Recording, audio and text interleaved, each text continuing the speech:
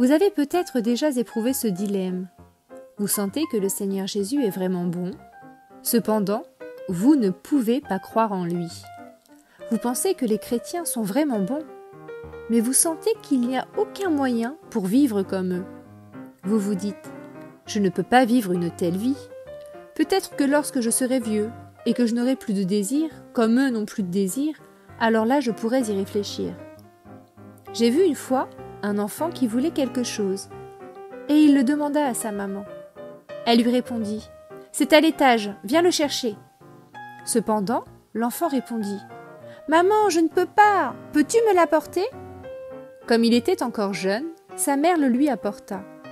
C'est le cas pour notre salut. Dieu a déjà tout accompli. Il n'a qu'une seule exigence. Vous savez ce que c'est? Ce que le Seigneur veut avant tout, ce n'est même pas que nous croyions ou que nous nous repentions, mais que nous venions à lui avec un cœur sincère. La Bible nous dit que nous devons croire, mais nous ne parvenons pas à trouver foi à l'intérieur de nous.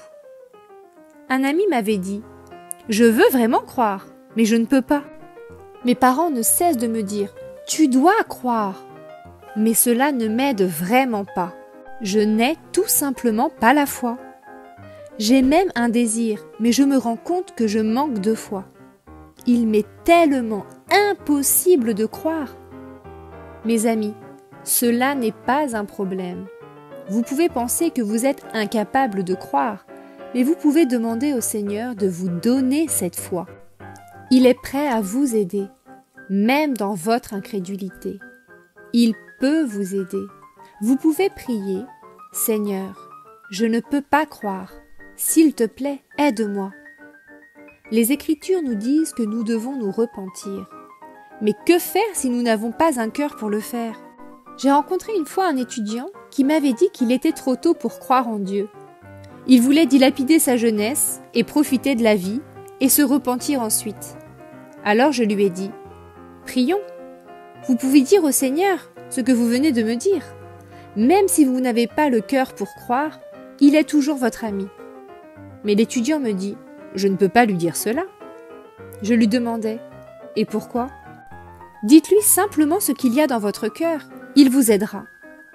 Finalement, il pria. Il dit au Seigneur qu'il ne voulait pas se repentir et être sauvé, mais il savait qu'il avait besoin d'un sauveur. Il demanda simplement au Seigneur de l'aider. Au moment où il se leva, il fut sauvé. Mes amis, nous n'avons pas besoin d'attendre. Venez à lui maintenant. Quelles que soient vos situations, quels que soient vos problèmes ou l'état de votre foi, dites-le lui. Ne vous souciez pas de ce que vous ressentez. Approchez-vous simplement du Seigneur avec un cœur sincère. Il sera votre foi.